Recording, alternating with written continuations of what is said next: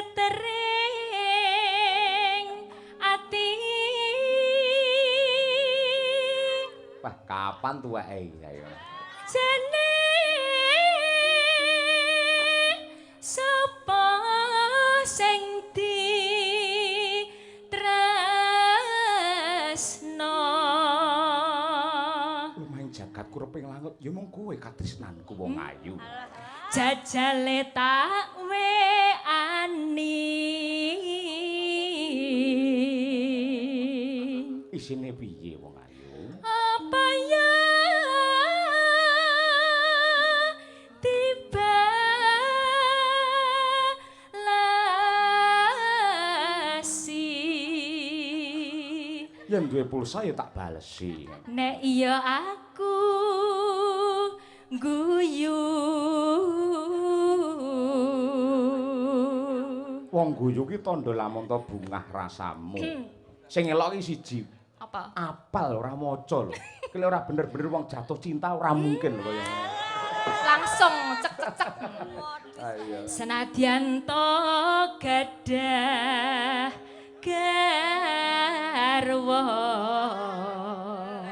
Ning bojone sabar manut to Mbak Elisa. Ayo. Waranggana ibu kesi.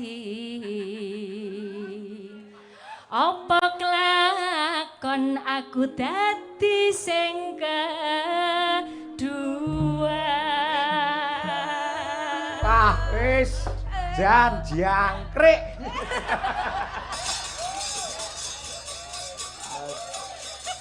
Eling kaji, ora kaji-kajian lek ngene iki. Kaji lho, kaji lho. Kaji-kaji butuh-butuh. Aku tak jawab. Apa? Yen tenanan kowe gelem tak sunat. Nadyan kok sunat, ora apa-apa engko dikocori tukul meneh. Ngapunten nggih Bu, menika namung permintaan mawon. Ora apa-apa diajeng. Lho, kuwi lho Mbah Manah sabar. Wis to Bu Kesi iki demi kebahagiaan suami. Apa-apa ikhlas kok Cahayu. Oh iya. Pek-peken dhewe. Kono gek gendong-gendongan kono. Ketoke Biasanya malah bahaya nek ngene iki biasane bahaya. lho, Bu Kesi muni ikhlas karo guyang-guyu ning tak samengko kene. Lah sirahe kemendeng, Mbak. Ampun nggih, Kakanda Mbak Yuku. Ayo. Nggih. Niki namung istilahnya orang ngefan niku lho. Lho, ngene lho diajeng. Aku sampean eling ora aku dek komentar ning nggone story IG-mu. Lah nalika sampean liburan ning luar negeri ning ndi to kae ning Taiwan apa ning Bangkok? Korea, nggih. Ning Korea. Elisa kuwi tamasya ning Korea liburan terus tak komentari.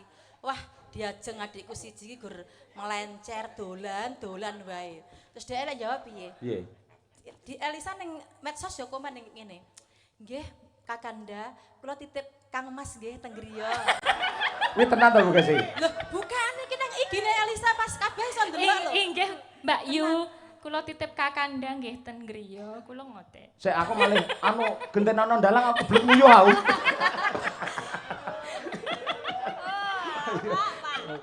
Wah, omongane marai mengkirik. Tenan. Terus aku yo jawab, "Siap, Dinda." Oh iya, Aku kowe iki omong rena-rena ngene tenan, malah kebelet nguyuh tenan ae. Nguyuh tak nggih nulis Elisa. Anu Pak, aku tak bertanya. Sakjane Mbak Elisa kan tadi kan bilang toh nek ngefan kalih jenengan. Terus? Sing membuat Mbak Elisa ngefan sama Pak Ewe itu apanya toh Mbak? Jane ya wis biasa, ya wis berumur ngono lho maksudku ki. Sik, aja muni berumur kan ngelokne aku tuwek to karemu. Lho maksudnya berumur 40 ngono lho Pak. Oh iya. Cinta kuwi buta. Nah, Ya. buta iki cakil ki helm. Ayo, modiar kowe.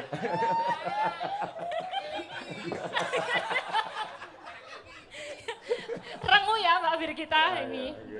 Apik. Ya Bir, tarik sih Bir, coba. Ayo. Sajak ikatan rengo enten apa niku dene sampun dangu